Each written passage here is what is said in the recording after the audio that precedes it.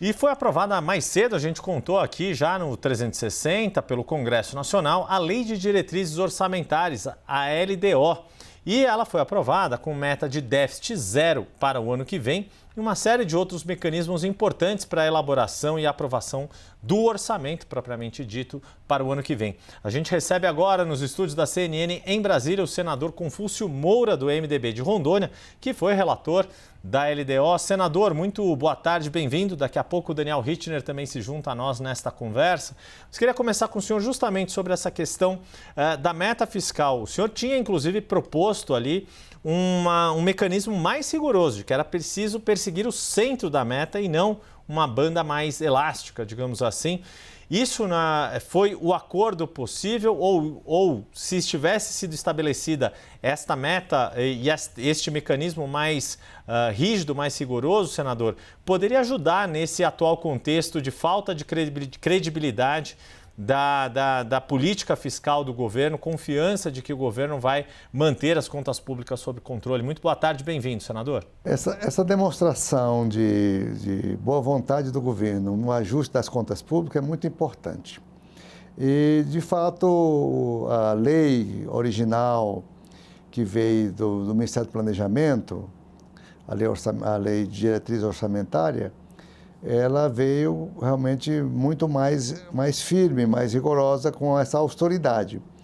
Mas no debate com os congressistas, um faz uma emenda, outro faz daqui, puxa dali, certo? É que foi possível para efeito de votação foi não fixar assim, a meta zero, foi deixar que se respeite o arcabouço fiscal nas suas margens já conhecidas por todos, né? Então, não mudamos muito. O governo vai perseguir a meta zero, mas podendo flexibilizar e ajustando desde o primeiro dia do ano de 2025. Nós tínhamos colocado, também tínhamos colocado que o governo prestasse conta lá no quinto bimestre, prestasse conta de tudo que tinha sido feito, assim, uma retrospectiva das suas ações. Mas isso caiu também nos destaques e nas emendas dos parlamentares. Senador, como eu disse, Daniel Richtner, nosso diretor em Brasília, também participa da entrevista. Daniel, muito boa tarde, bem-vindo. Eu estou tendo dificuldade de ouvir aqui, está tendo uma interferência. Então, deixa eu pedir para a gente... ouvindo o Yuri. Opa, deixa eu pedir então, senador, vou pedir para a nossa equipe dar um ajuste aqui no áudio para a gente poder não só nós ouvirmos bem o senador Confúcio Moura, mas também para que ele nos ouça, assim como o Daniel Richtner. Se você viu, eles já estão posicionados no nosso estúdio em Brasília. A gente vai fazer esse ajuste bem rapidinho e aí a gente continua a nossa conversa com o senador Confúcio Moura, do MDB de Rondônia. E aí, para a gente sintetizar, a LDO foi aprovada hoje pelo Congresso Nacional, vai ser sancionada e é a partir desta aprovação que o orçamento propriamente dito pode ser votado ainda até o fim da semana.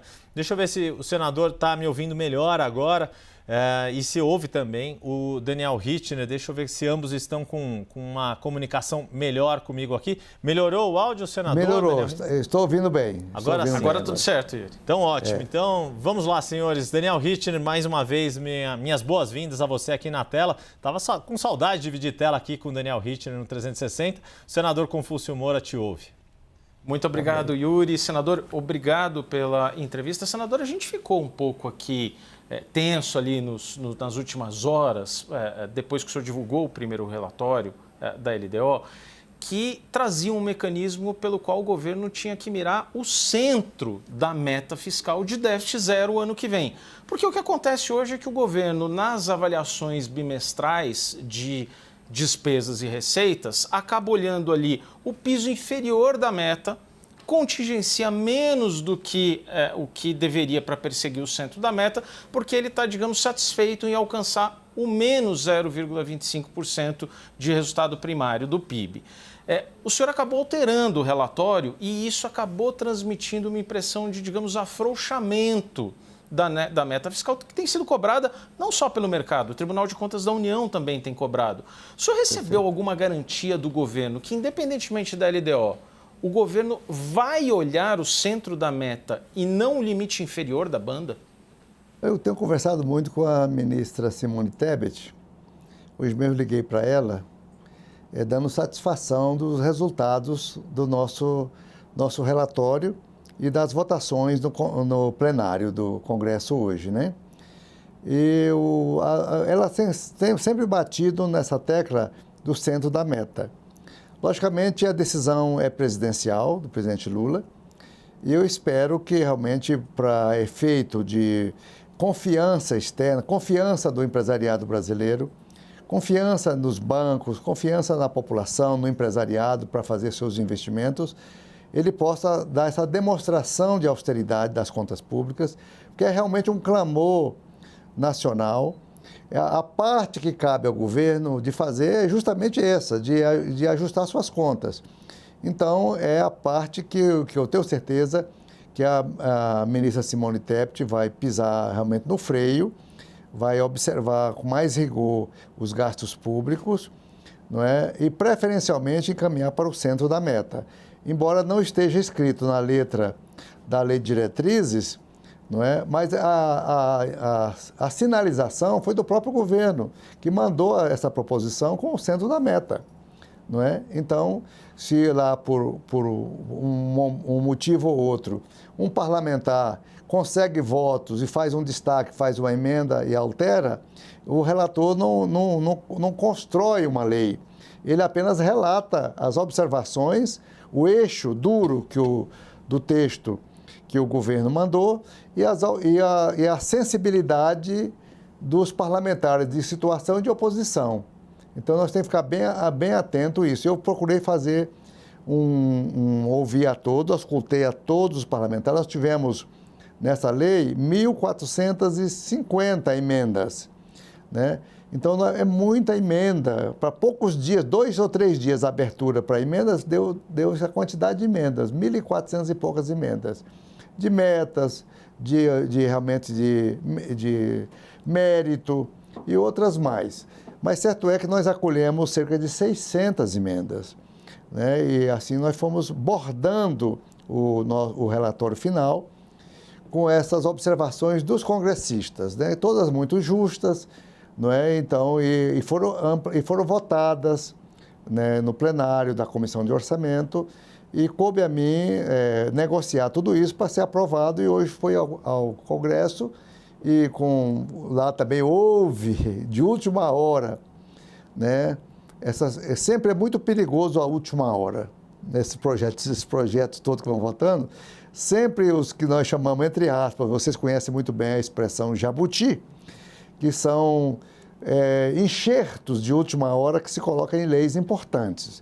Então, de última hora mesmo, assim, no apagar das luzes, o presidente Marcos Pereira, que era o presidente do Congresso hoje, acolheu algumas observações dos partidos políticos, dos presidentes de partidos e lideranças, e fez algumas mudanças que ele me fez, assim, me nomeou ad hoc para eu fazer a leitura dessas observações em plenário, e ele acolheu, não é?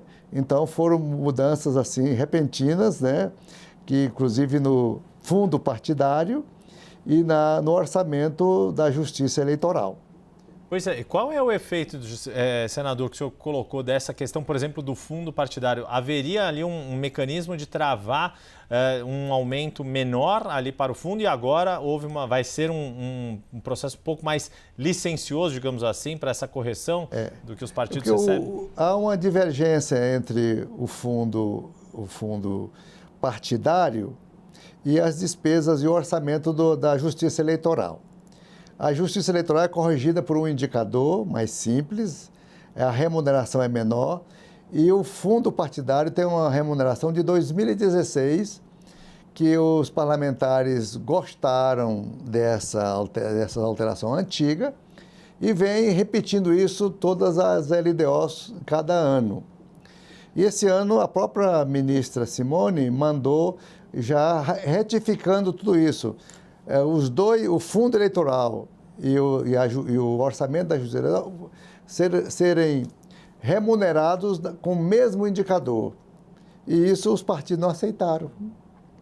Isso, lá ontem, na Comissão de Orçamento, ninguém falou nada. Nós aprovamos conforme estava no texto.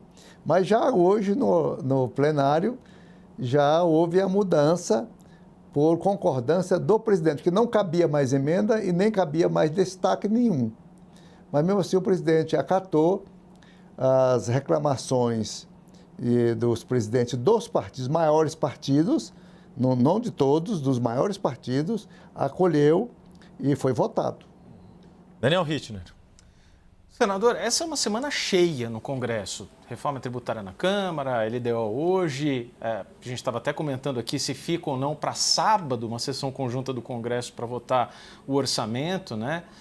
Agora tem pela frente também, talvez ali tão importante ou mais importante, que é o pacote de contenção de gastos encaminhado pelo governo. Eu queria muito lhe pedir um raio-x, um panorama de como o Senado, seus pares, deve receber esse pacote, qual é dos projetos, a PEC, o projeto de lei complementar, a parte mais desafiadora desse pacote na sua votação no Senado. E queria adicionalmente pedir uma análise sua pelo seguinte: a gente se acostumou a ver o Congresso Nacional, que tem um perfil mais liberal na economia, de centro-direita, vamos dizer assim, uma tendência ideológica de Estado mais enxuto, de reforma ali da economia. No entanto, o governo, quando mandou agora esse pacote de contenção da despesa, a reação do Congresso foi de desidratar algumas dessas medidas. Por que isso está acontecendo? Por que o Congresso deixou de ser, digamos, aquele Congresso que a gente imaginava, de um Congresso que apertava as contas públicas? Eu também estranho muito, porque realmente o que nós precisamos demonstrar para o bem e para a saúde econômica do Brasil é a austeridade mesmo.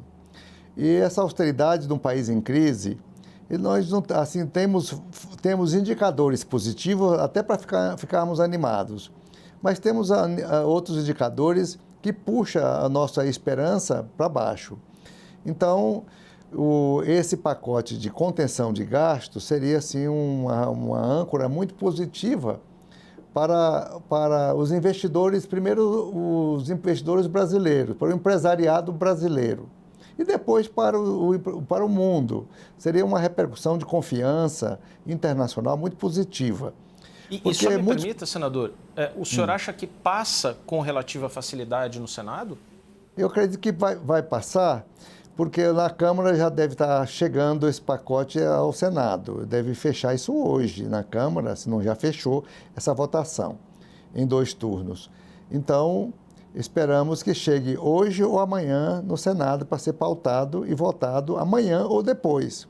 Vai ser uma correria muito grande, de última hora, mas todos nós estamos aqui em Brasília justamente para fazer o fechamento do ano legislativo e a gente votar essas grandes pautas, por exemplo, o orçamento e o pacote de gastos que estão pendentes. A reforma tributária já foi aprovada lá pela Câmara, já foi batido o martelo e agora já vai lá para apreciação, aliás, para a sanção do próprio Congresso, né?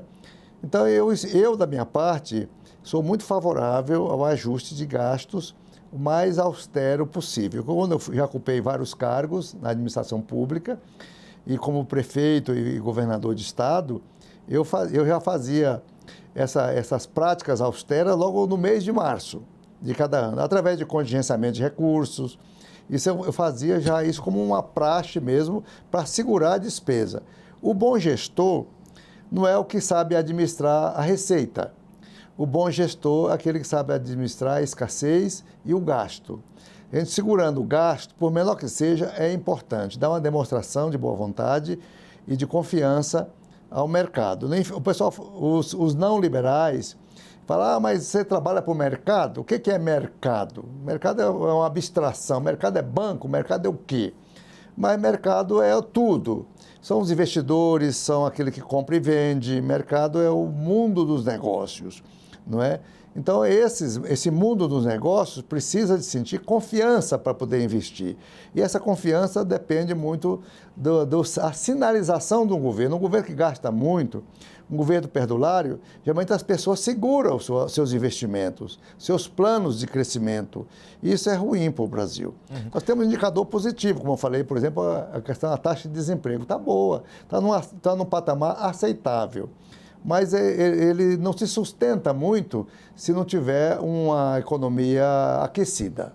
Senador, o que está a perder de vista nos últimos dias, em especial na tarde de hoje, é a cotação do dólar. A gente está a poucos minutos de fechar o mercado de câmbio e o dólar está na faixa dos R$ 6,26.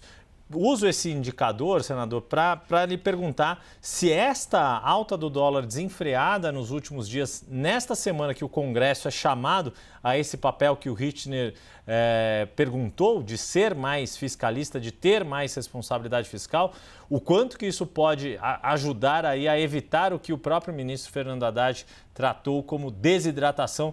O senhor acha que caiu a ficha do Congresso nessa semana de que é preciso fazer mais do que o que está colocado na discussão agora, e o quanto isso pode mudar para o ano que vem? Pode-se ter ali do próprio governo uma postura um pouco mais cuidadosa nesta questão de construção de credibilidade? O Congresso precisa fazer sua parte. O Congresso, nós temos responsabilidade não só com o governo atual, nós temos compromisso com os futuros presidentes, os futuros governos. Se a gente não cuidar, não fizer bem feito agora, nunca será feito depois. Uma reforma como essa demora muitos anos, 20, 30 anos para acontecer.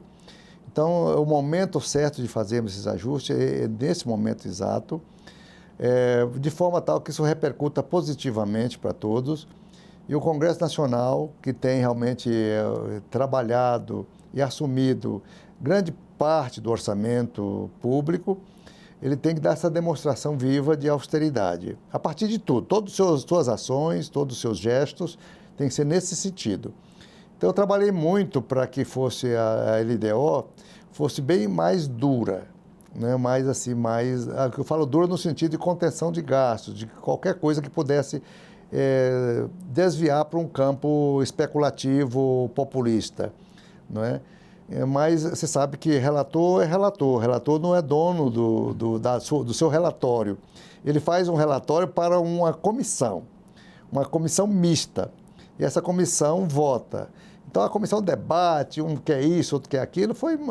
Pela quantidade de emendas que eu falei para vocês, vocês podem verificar a dificuldade que eu tive em 48 horas para sistematizar tudo isso. Os prazos muito curtos, e eu postei no sistema o meu relatório às 16 horas de domingo, para você ver o trabalho da comissão de consultores, nosso pessoal de equipe do próprio gabinete, trabalhando o fechamento e conversando com líderes, com o presidente de partido.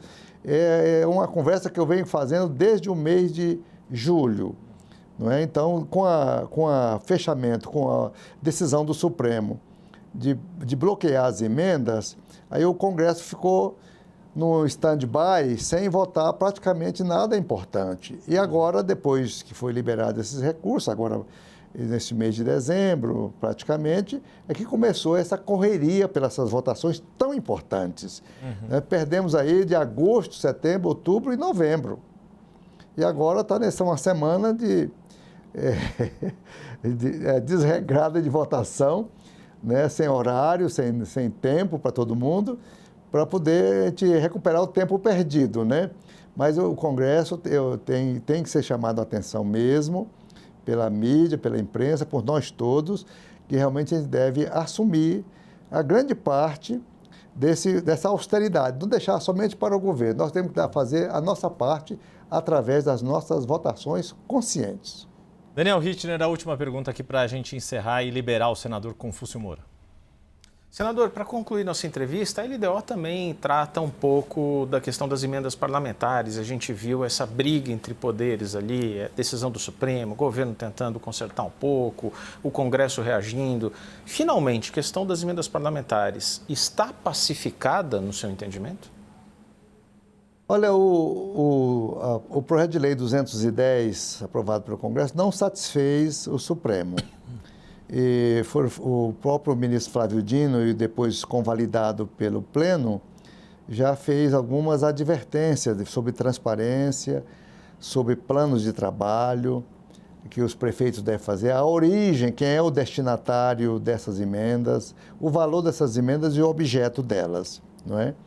Então, isso eu acho extremamente justo, não há por que ninguém esconder recurso público, porque o recurso ele vai destinado a pequenos municípios brasileiros, a capitais brasileiras, principalmente as mais pobres, que precisam de muito recurso, destinado para lá. Mas os valores das emendas que têm crescido no decorrer do tempo têm causado um certo espanto ao próprio governo Lula, porque ele já vem do seu terceiro mandato, e lá atrás não era assim. Na década de 90, eu fui deputado com Fernando Henrique. As emendas não eram impositivas, as emendas eram de baixo valor e ninguém reclamava. Então, nós era acostumado com aquele ritmo que vinha do passado, né? Então, pouco a pouco, elas foram adquirindo viés constitucional, né? E foi ficando assim de uma maneira impositiva. O governo é obrigado a pagar essas emendas.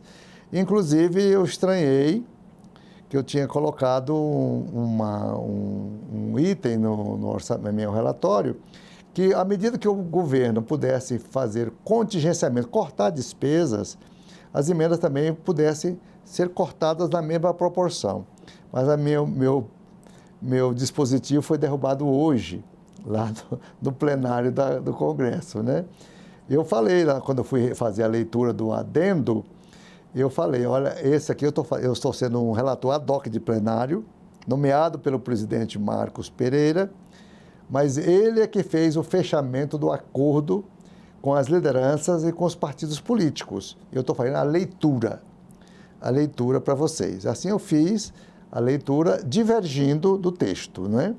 Mas ali não teve votação, foi simbólica e foi tudo aprovado plenamente.